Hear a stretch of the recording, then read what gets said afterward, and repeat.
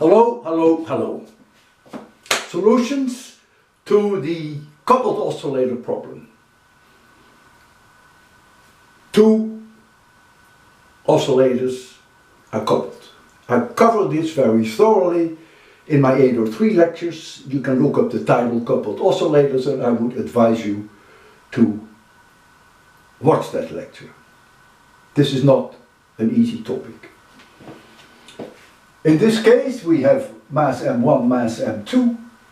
There is a spring constant K here attached to the wall. The whole thing is on a frictionless horizontal surface. This mass M2 is attached here with a spring K.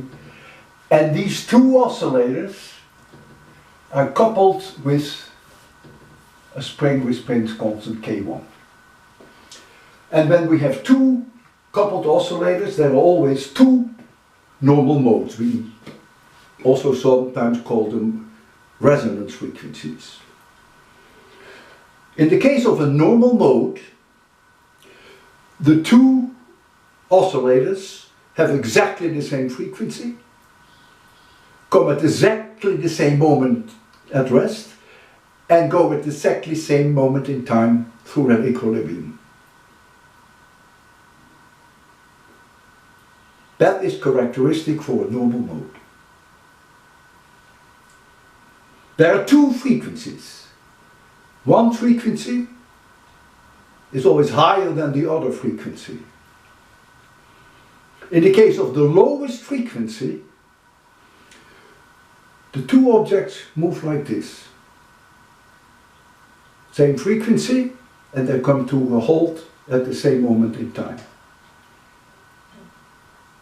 However, and that is very important in this problem, the amplitudes of the two objects will not be the same. In the case of the highest frequency, the object always moves like this, same frequency, come to a halt at the same moment in time, but again, the amplitudes of the two will not be the same. And I will cover that also when we solve for the frequencies. Let's first solve for the frequencies. Remember, when you find the general solution, which is complicated in terms of M1, M2, K, K1, that you could do a consistency check by putting in your equation M1 equals infinity. You should then be able to find immediately that omega is this value. If you remember the simple result of a single oscillating spring. So this cannot move. So this object has spring constant K here and spring constant K there, K1 there. So the effective spring constant is K plus K1. And so omega is the square root of K plus K1 divided by M2.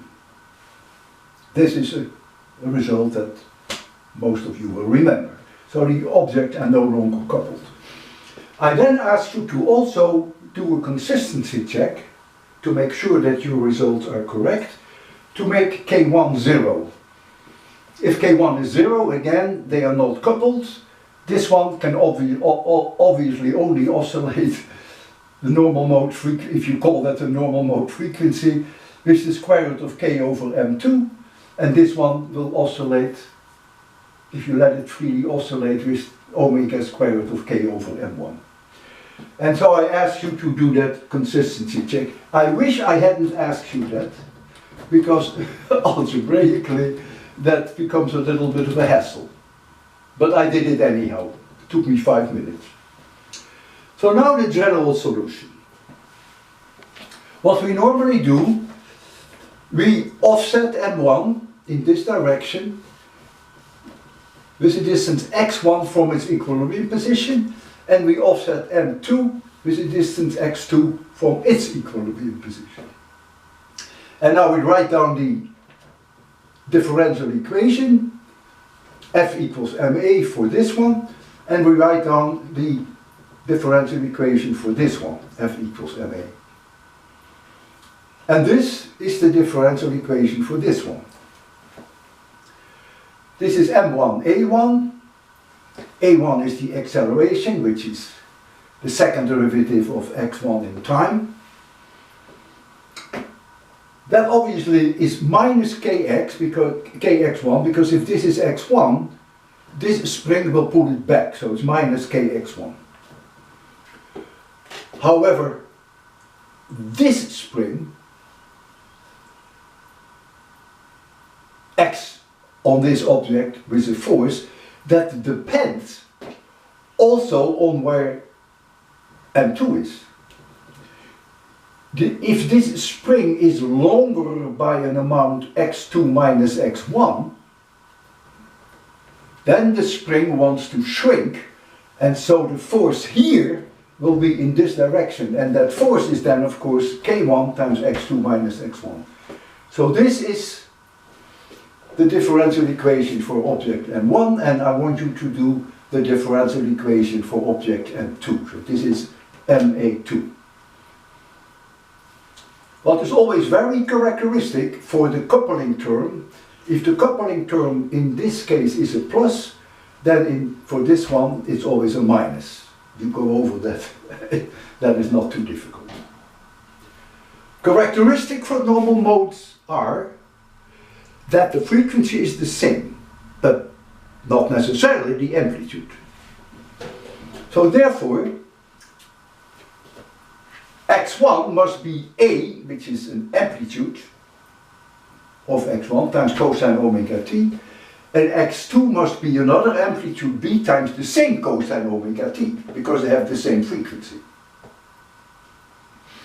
I substitute this x1 and this x2 in here, and I substitute it in here. Do a little bit of your homework. You then get, for 1 you get this equation number 3, and for 2 you get this equation number 4. Of course I know that k plus k1 is 5, and I know that m1 is 1, so you could put in 5a, but I don't want to do that yet. I know that k1 over m1 is 3, so I could put in here 3b, but I don't want to do that. I want to solve it first in its most general terms.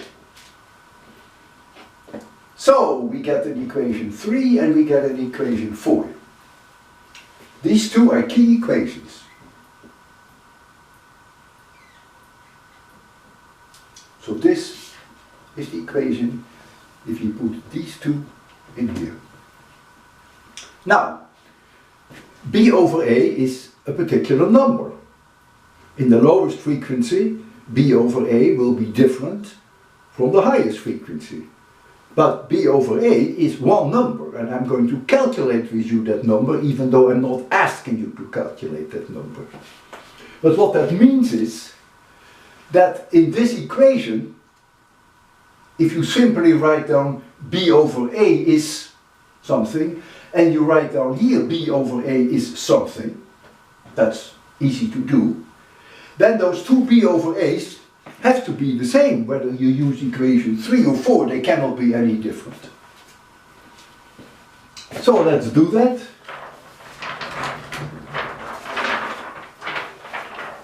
So b over a for equation 3 minus b over a of equation 4 must be 0. Well, you have to do a little bit of massaging of the algebra, but that's just trivial high school algebra. And you finally then end up, which is very typical, with an equation in omega to the 4th. Wow! To solve an equation in omega to the 4th would in general indeed be a nightmare, but not in this case. And the reason why it's not in this case, because here you have an omega squared and here you have an omega to the 4th. Let it simply call, in your mind, omega squared, we call it x. So that here we have x squared and here we have x. And this is independent of x. Hey, that reminds me of an equation that I learned in high school. ax squared plus bx plus c is 0. And I still remember the solutions. In general, there are two solutions. I remember them in Dutch. X 1,2 is min b plus of min de wortel uit b kwadraat min 4ac and the whole thing divided by 2a. Now I'll say it in English. X, 2, 1,2, two solutions, is minus b plus or minus the square root of b squared minus 4ac and the whole thing divided by 2a. So you write down for omega squared an x, and you write down for this an x squared. You call this b and you call this c. Just as a reminder, don't overlook that minus sign. I still call this b. So now the solution is totally trivial. X, which is omega squared, is minus b, and then later divided by 2a, but a is 1. So that's why we have b over 2 because of this minus sign. Minus b is b over 2. And you do this. And you will see why there is a 4 here and why minus 4ac, why there is no 4 here, because since we have to divide the whole thing by 2, I can also bring a 4 inside the square root. And therefore I have this minus 4ac, I divide it by 4 and you get c. So this should be trivial for you. You see here basically is that x equals minus b plus or minus the square root of b squared minus 4ac divided by 2a. That's all you see. So, we're done. If you do the consistency check and you put in here that m1 is infinity, then of course c is 0. And omega squared is then b.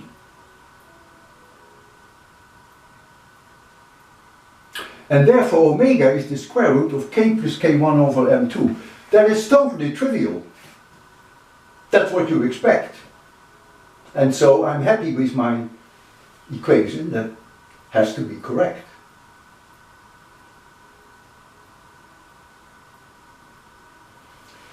So when c is 0, this result can be predicted. Now if k1 is 0, then you should be able to demonstrate that you get two frequencies uncoupled. Omega 1 will oscillate with this frequency and omega 2 with this frequency. However, to do that by using this equation is a hassle. It took me 5 minutes, so I should not have asked you that, but I checked it and indeed that's what I found. You can show that this is correct. So now we're almost done. We know B and we know C. And so we can calculate the two frequencies.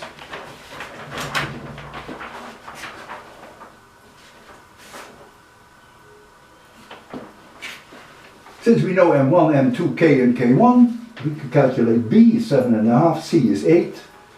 And we find then immediately that omega squared is, in one case and in the other case, we always get two solutions. This omega 1 radians per second is then the highest frequency, and this is the lowest frequency. And of course, since omega is 2 pi divided by the period, these are the two periods. So these are the solutions. So the highest frequency has a period of 2.52 seconds, and the lowest frequency has a period of 5.54 seconds. In the lowest frequency, the two objects move always in the same direction. In the highest frequency, in opposite direction. Therefore, I predict that in the lowest frequency, B over A must be a positive number, and in the highest frequency, B over A must be a negative number. And in order to do that, I return to equation 3. I could have returned to equation 4, makes no difference. They should both give you the same result.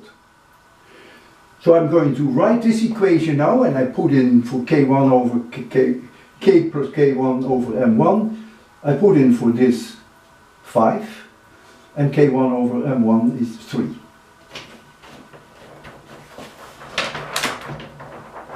And so you see that here, minus omega squared times A, minus omega squared times A, plus 5A minus 3B is 0. So B over A is minus omega squared plus 5 divided by 3. And now you can choose the highest frequency that we found, and you can use the lowest frequency that we found, and you find that in the highest frequency, indeed B over A, the minus means the lowest frequency, plus means the highest frequency, you see that B over A is indeed positive, 1.24. So it means that they go like this, but that second object has an amplitude which is 1.24 times the amplitude of M1. And in this case, when they are at the highest frequency, you see that they go in this direction.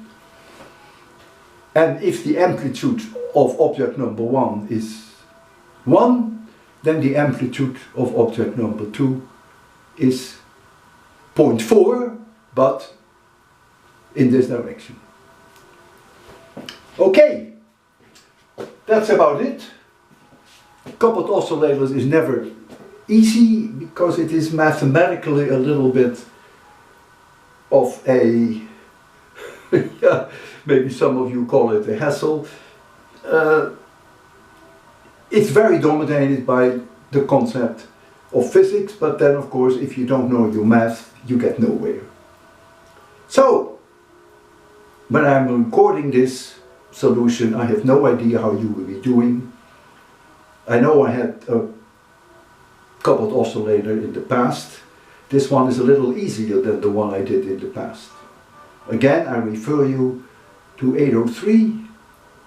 There is one lecture in which I thoroughly discuss the most simple case of coupled oscillators, which are only 2 oscillators. If you have 3 coupled oscillators, oh my God, I better not even mention that to you. Take care, have a nice day, and I hope, even though this was a difficult problem, that you still want to be friends with me.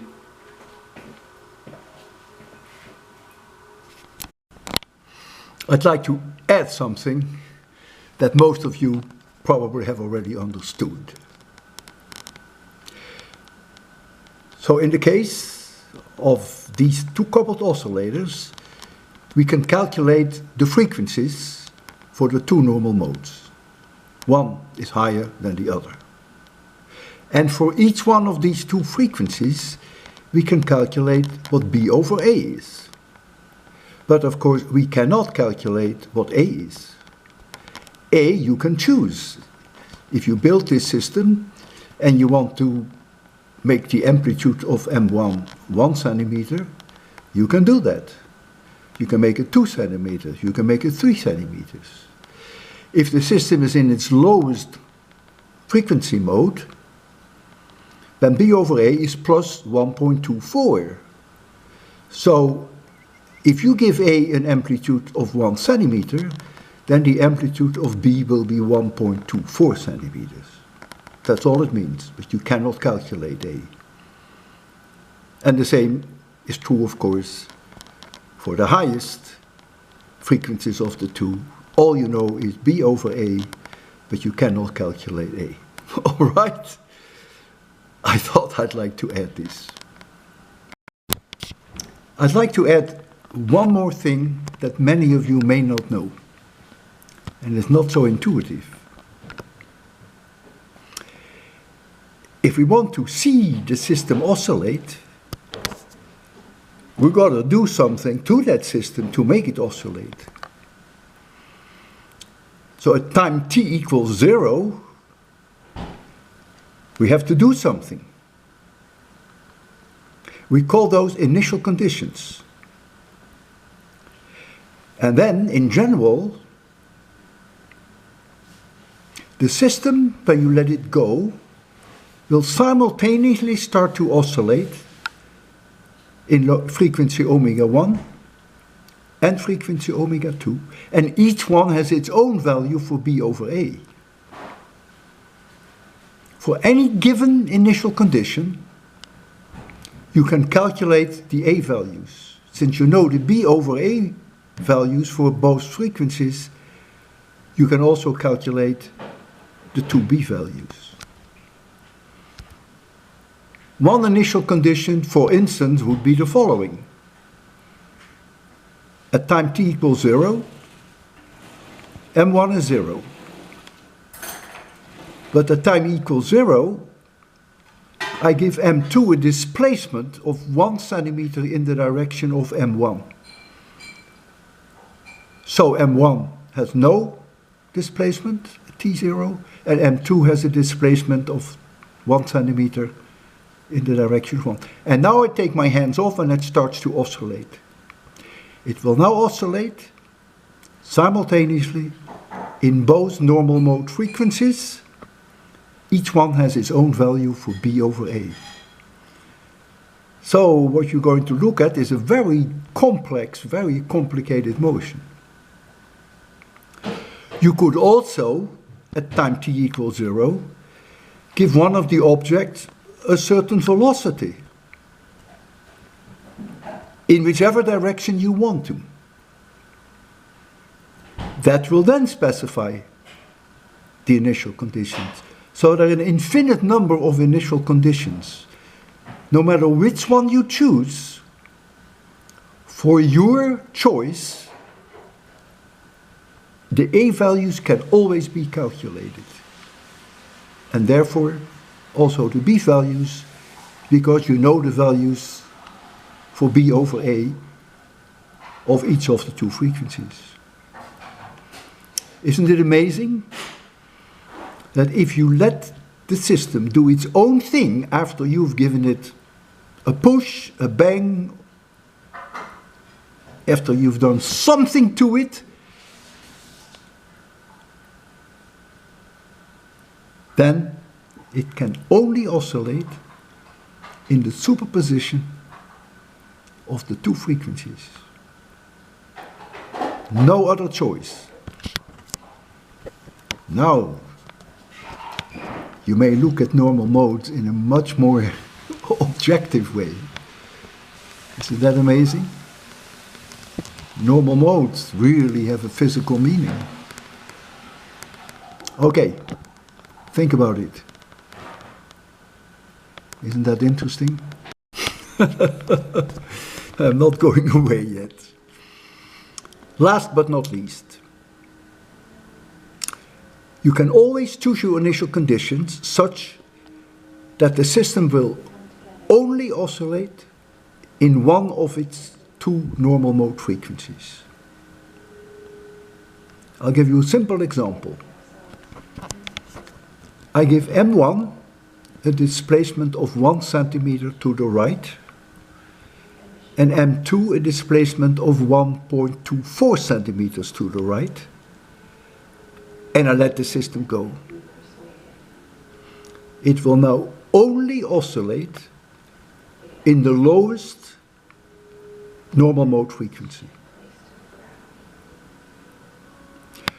Alternatively, if at time t equals 0, I give m1 a displacement of 1 centimeter to the right and m2 0.4 centimeters to the left, and I now let them go, I will now only excite the mode with the highest frequency. So these were just two examples.